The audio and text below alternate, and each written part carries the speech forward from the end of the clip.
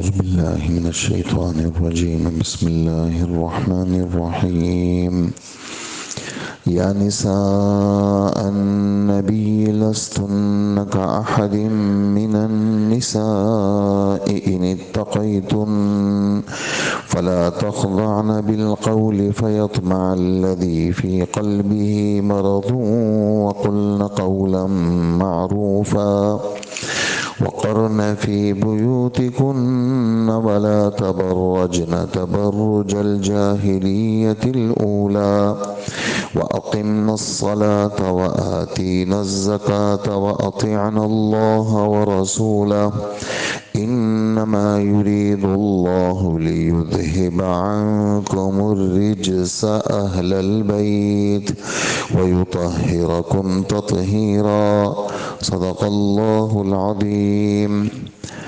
22واں پارہ شروع ہو چکا ہے، اس کا پہلا صفحہ ہے اور 22ویں پارے کی دوسری تیسری آیت ہے اور سورہ احزاب کی 32 اور 33ویں آیت وہ آپ حضرات نے سنی۔ یہ ازواج مطہرات رضوان اللہ علیہن اجمعین ان کی ہدایات کا سلسلہ چل رہا ہے، جس میں ہم مردوں کے لیے بھی اور ہماری عورتوں کے لیے اور قیامت تک کی تمام خواتین کے لیے، مردوں کے لیے، سب کے لیے ہدایات کا بیان ہے۔ پچھلی آیتوں میں آپ حضرات سنتے ہوئے آ رہے ہیں کہ ازواج مطہرات کو اور امت کے تمام لوگوں کو منع کیا کہ ہر ایسی حرکت جس سے اللہ کے رسول کو تکلیف ہو اور وہ کر نہ سکے، ایسی چیزوں سے اپنی حفاظت تمہارے ذمے ضروری ہے۔ اور اس میں جیسے خرچے کا مطالبہ تھا، اس پر 1 مہینہ اللہ کے رسول صلی اللہ علیہ وسلم کی طرف سے ناراضگی، وہ ساری باتیں آپ حضرات نے سنی۔ تو اسی میں جو آج کا ہمارا درس ہے اس میں کچھ ہدایات مل رہی ہیں۔ پہلی بات تو یہ ہے کہ اے نبی کی گھر والیوں، تم کائنات کی عام عورتوں کی طرح نہیں ہو۔ تو اس کے اندر یہ ہے کہ تمہیں کائنات کی عام عورتوں کی طرح نہیں ہو، تو خصوصیت تمہاری کیا ہے؟ سب سے بڑی خصوصیت یہ ہے کہ حضور صلی اللہ علیہ وآلہ وسلم کی زوجیت میں اللہ پاک نے تمہیں جگہ دی ہے، یہ سب سے بڑی خصوصیت ہے۔ اور اس سے یعنی خصوصیت تو اپنی جگہ پہ ہے، لیکن اس کا یہ مطلب لینا کہ اللہ کے رسول کی جو بیویاں ہیں وہ پہلے دن کی خاتون سے لے کر آخری دن کی تمام خواتین سب سے افضل ہیں، تو یہ بات ذرا تھوڑی سی تفصیل طلب ہے۔ وہ یہ ہے کہ حضرت مریم کے بارے میں اللہ جل جلالہ فرماتے ہیں کہ ان اللہ اصطفاکی وطہرکی واصطفاکی علی نساء العالمین۔ اللہ جل جلالہ نے اے مریم آپ کا انتخاب کیا ہے اور آپ کی پاکی کا اعلان کیا ہے کہ آپ پاک خاتون ہیں، اور تمام جہاں والوں پر اللہ پاک نے آپ کو منتخب کیا ہے۔ تو یہ حضرت مریم کے بارے میں 3 پارے کی آیت میں نے سنائی آپ کو۔ اور ایک حدیث حضرت انس رضی اللہ عنہ کی ترمذی شریف میں ہے کہ حضور صلی اللہ علیہ وآلہ وسلم فرماتے ہیں کہ اللہ پاک نے حضرت مریم کو، حضرت خدیجہ کو، حضرت فاطمہ کو اور فرعون کی بیوی آسیہ کو یہ اللہ پاک نے فضیلت دی ہے، فوقیت دی ہے۔ تو ان آیت اور اس حدیث سے یہ والی بات سمجھ میں آتی ہے کہ صرف ازواج مطہرات کے لیے خصوصیت نہیں ہے، بلکہ باقی یہ والی خواتین بھی اس میں شامل ہیں۔ اس میں اسی طرح احادیث مبارکہ میں حضرت عائشہ رضی اللہ عنہ کے بارے میں بھی کافی ساری ان کی فضیلت، ان کی بڑائی کا بھی ذکر ہے۔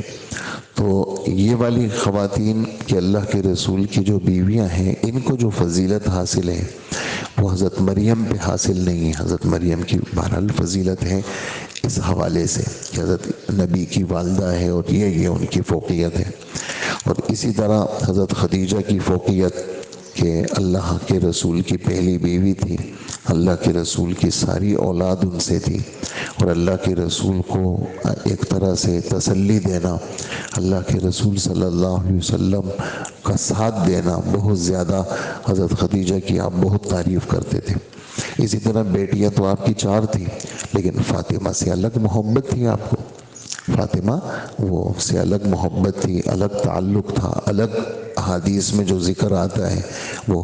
اسی طرح عورتیں تو اور بھی بہت ساری تھیں، لیکن آسیہ کا ذکر بالکل الگ ہے، ایک کافر کے گھر میں رہ کر کے اور اس طرح اللہ کے دین پر جمنا، اور پھر تکلیف اخیر میں ایسی تکلیف دی گئی کہ ان کے ہاتھ پیر میں بڑی بڑی کیلیاں ٹھوکی گئیں، اور جو ہے وہ اوپر سے ایک چٹان نما ان پہ گرایا گیا، اگرچہ اس سے پہلے ہی وہ اللہ کے پاس پہنچ گئی، لیکن فرعون نے ان کو ایمان سے ہٹانے کے لیے بھرپور کوششیں کی، لیکن یہ خاتون جمی رہی اور حضرت موسیٰ علیہ السلام کا سہارا بنی۔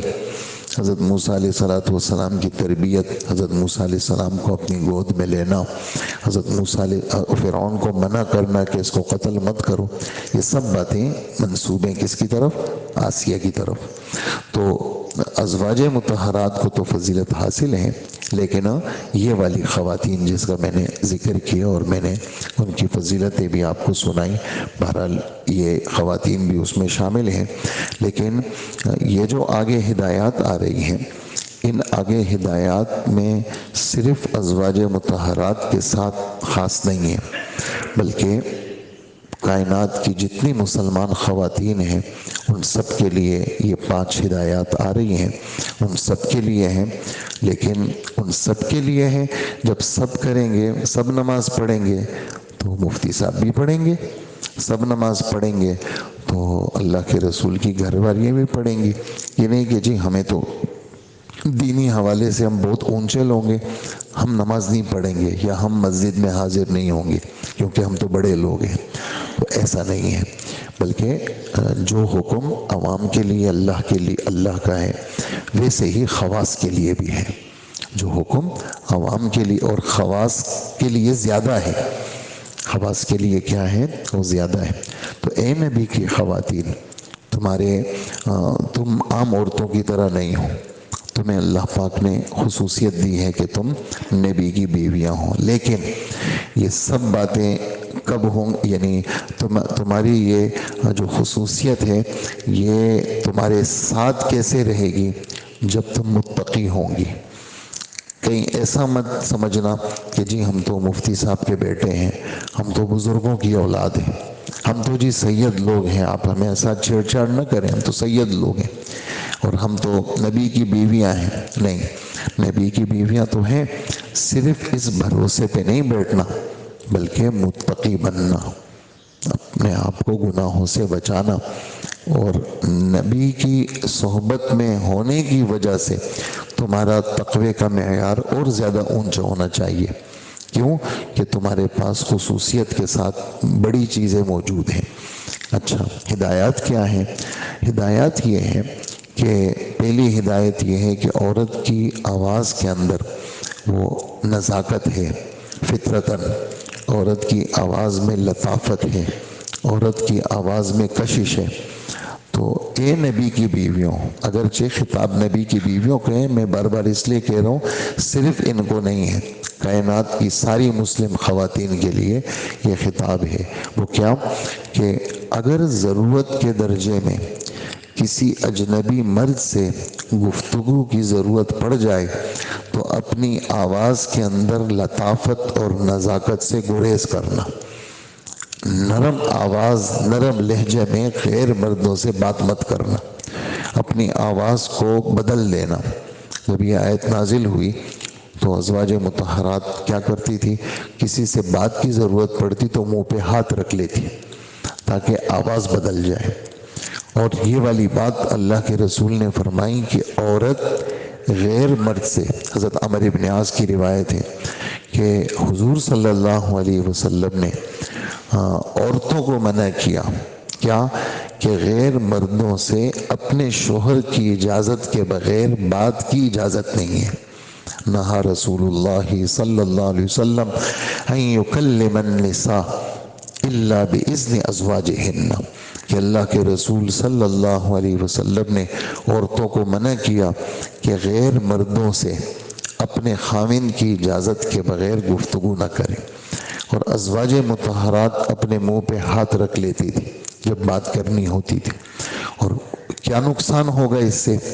اللہ پاک خود فرما رہے ہیں، کہاں نقصان یہ ہوگا کہ جس کے دل میں بیماری ہے اس کے دل میں تمہارے متعلق عشق کی بیماری پیدا ہو جائے گی، طمع کرنے لگے گا کہ یہ عورت تو مجھ سے بڑے نرم لہجے میں بات کر رہی ہے، یہ عورت ہوگی کیسے، اس کا چہرہ کیسا ہوگا، اور یہ عورت کس کشش کی مالکہ ہوگی، تو اس کو طمع پیدا ہوگا تم سے مزید آگے بڑھنے کا۔ تو اس پر یہ والی بات بیماری سے کیا مراد ہے کہ جس کے دل میں بیماری ہو؟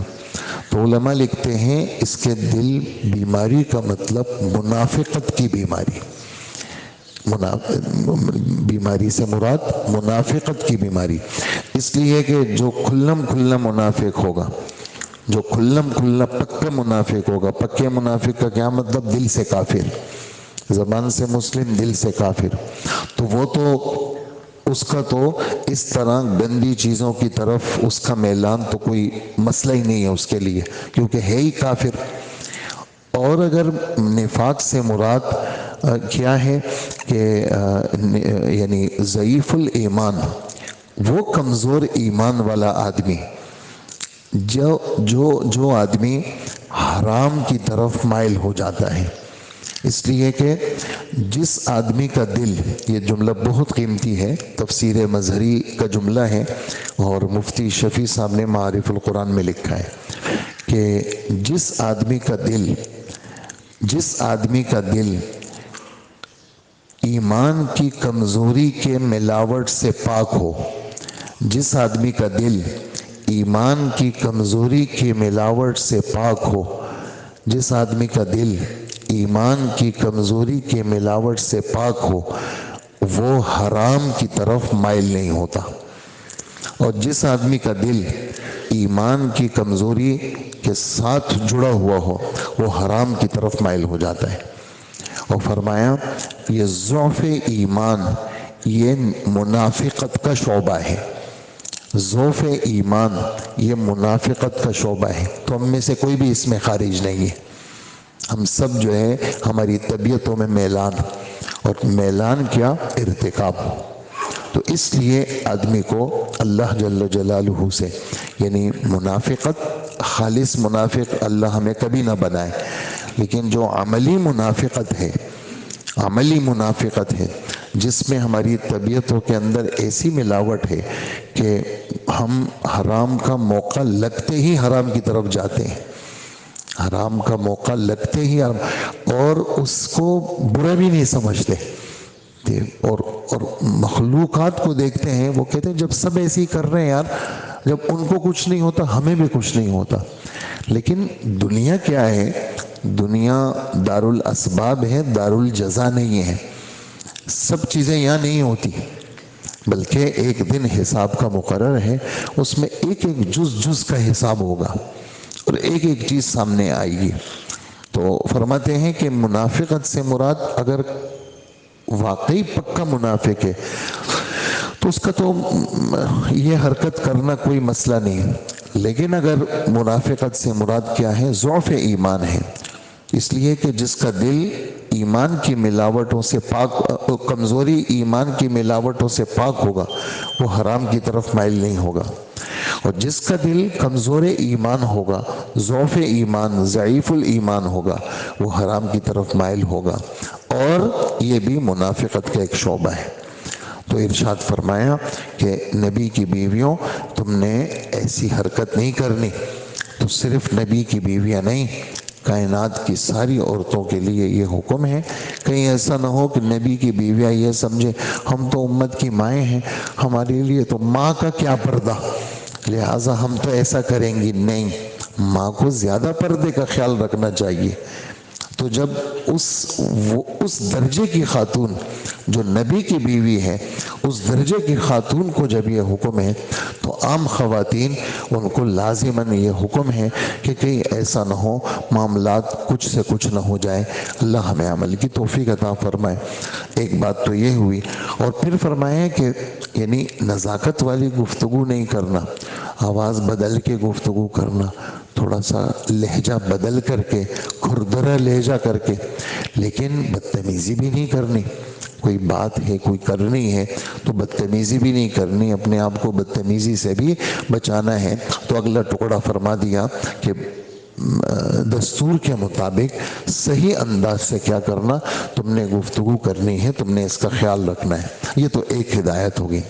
دوسری ہدایت یہ فرما رہے ہیں کہ اپنے گھروں کے اندر ایک خواتین، نبی کی بیویوں کو تو خصوصیت کے ساتھ، باقی قیامت تک کی جتنی خواتین ہیں ان سب کو یہ حکم ہے کہ اپنے گھروں میں بیٹھی رہو۔ اور جس طرح پرانی جاہلیت کے اندر بن ٹن کے زینت کے ساتھ تم لوگ نکلا کرتی تھی، اب اسلام آ گیا ہے، اب بغیر ضرورت کے بن ٹن کے نکلنے کی تمہیں اجازت نہیں ہے۔ یہ دوسری ہدایت ہے۔ اور اگرچہ خصوصیت کے ساتھ ازواج کا ذکر چل رہا ہے، لیکن کائنات کی ساری خواتین وہ اس میں شامل ہیں۔ اور اس کے اندر یہ والی بات ذہن میں رکھیں کہ ضرورت کے درجے میں گھروں سے نکلنے کی خود شریعت نے اجازت دی ہے۔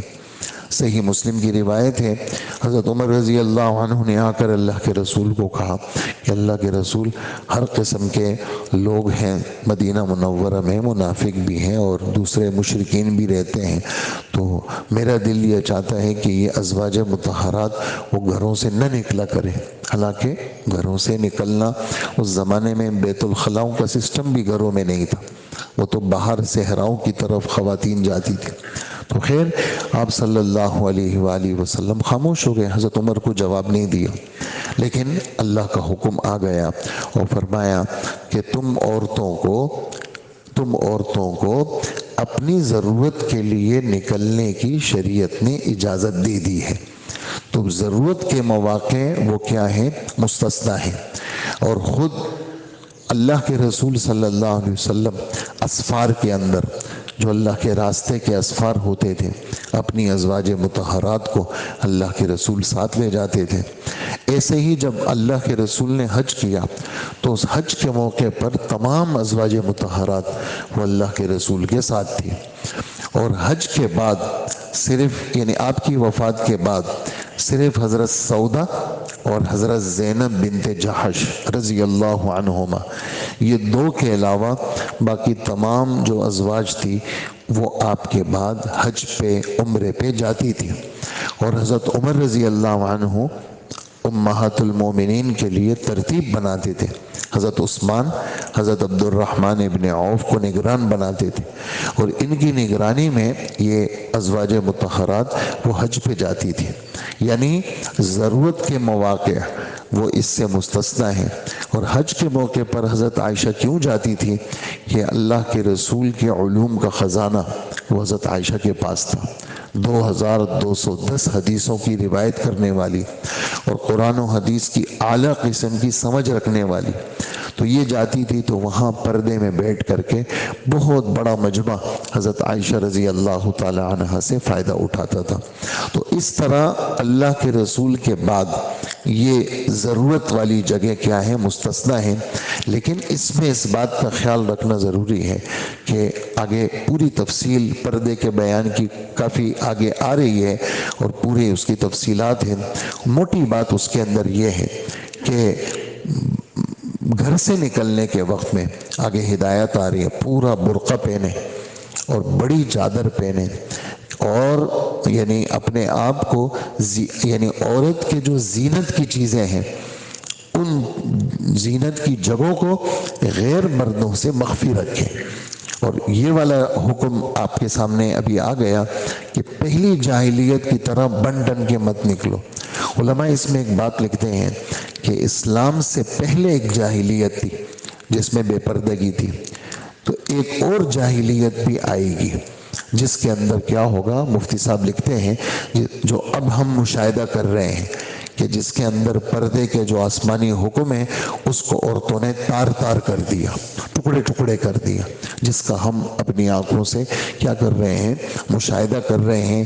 یہ کیا ہے، جاہلیت ثانیہ ہے۔ ایک پہلی جاہلیت ہے جو اسلام سے پہلے تھی، اب یہ کیا ہے، یہ جاہلیت ثانیہ ہے جو عورتیں اس طرح گھروں سے نکلتی ہیں۔ خیر، یہ دوسری ہدایت کا خلاصہ یہ ہے کہ گھروں میں قرار رکھنا یہ سب سے افضل ہے عورت کے لیے، لیکن انتہا درجے کی جو ضرورت ہے وہ اس سے مستثنیٰ ہے، اور وہ پابندی اور شرائط کے ساتھ ہے کہ کسی غیر محرم کی نظر ہماری خواتین کے اوپر وہ اس طرح نہ پڑے۔ تو یہ دوسری ہدایت ہو گئی، اسی پہ وہ بس کر لیتے ہیں، آگے پھر یہ جو آیت ہے وہ کل کے درس میں انشاءاللہ بیان کریں گے۔ باقی تکمیل اس آیت کی، ایک آیت کا ترجمہ میں پیش کر لیتا ہوں، باقی دوسری آیت اور تیسری کل کے درس میں انشاءاللہ بیان ہوگی۔ اللہ جل جلالہ فرماتے ہیں، یا نساء النبی، اے نبی کی بیویوں، اگر تم تقوی اختیار کرو تو تم عام عورتوں کی طرح نہیں ہو، تمہیں ڈبل اجر ملے گا۔ نبی کی زوجیت کی وجہ سے تم نے نبی کو اختیار کیا، تم نے اپنی خواہشات کو چھوڑا، نبی کو اختیار کیا، تو تم عام عورتوں کی طرح نہیں ہو۔ لیکن شرط کیا ہے، متقی بننا ضروری ہے، تنہائی کو پاک رکھنا، گناہوں سے اپنے آپ کو بچانا، وہ سب کے لیے ضروری ہے، چاہے وہ نبی کی بیوی ہو یا نبی کا بیٹا ہو یا کوئی مولوی صاحب ہو یا کوئی پیر صاحب ہو یا ان کے بچے ہوں یا کوئی بھی ہو۔ بہرحال جس کو جو بھی خصوصیت حاصل ہے وہ اللہ کے حکم سے مستثنیٰ نہیں ہے، یعنی زندگی میں کوئی ایسا وقت نہیں آتا، جیسے بہت سارے لوگ کہتے ہیں کہ جی بابا جی کو نماز معاف ہو گئی، بابا جی نماز نہیں پڑھتے، تو زندگی میں کوئی دور ایسا نہیں آ سکتا جس سے نماز معاف ہو جائے، اللہ کا حکم معاف ہو جائے کہ جی ابھی تو حکم ختم ہو گیا، بس حج کا حکم، نماز کا حکم اب نہیں ہے، اب تو بابا جی تو ایسے ہی پہنچ گئے، بس یہ اللہ کے پاس پہنچے ہوئے ہیں، تو ایسا کوئی نہیں پہنچتا۔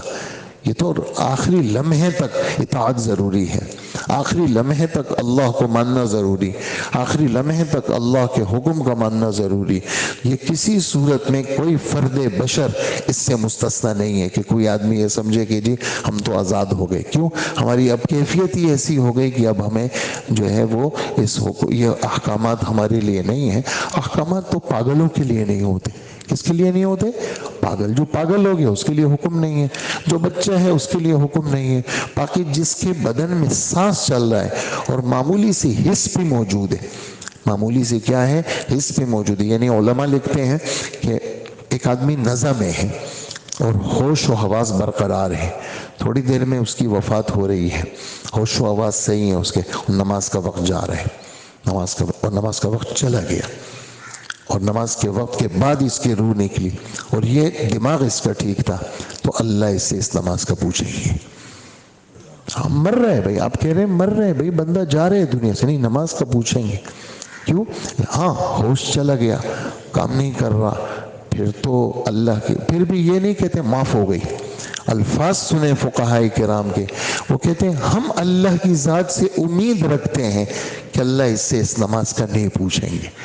سمجھ رہے ہیں آپ نے؟ یہ نہیں کہ معاف ہے، یہ کوئی آسان کام ہے حکم کا معاف کر دینا۔ یہ کسی کی کوئی ہے نبی سے ہٹ کر کے کوئی فرق ایسا ہے جو کہتے ہیں حکم معاف ہو گیا؟ ایسا نہیں ہو سکتا۔ تو یہ تو مرتے دم تک کی کہانی ہے ساری، کہ جب اللہ کو مانا ہے تو مرتے دم تک ہم نے اپنے سر کو، اپنی گردن کو ان کے حکم کے سامنے رکھنا ہوگا۔ یہ مرتے دم تک کی چیزیں اللہ ہم سب کو نصیب فرمائے۔ تو اس لیے فرمایا کہ نزاکت کے ساتھ بات مت کیا کرو۔ کبھی کوئی ایسا شخص بیجا لالچ کرنے لگے جس کے دل کے اندر بیماری ہو، بیماری کی وضاحت آ گئی، بات وہ کہو جو بھلائی والی بات ہو۔ آگے اگلی آیت کا ترجمہ اور اس کی تشریح انشاءاللہ آیت نمبر 33 اور 34 کی وہ کل کے درس میں انشاءاللہ بیان ہوگی۔ الحمدللہ رب العالمین۔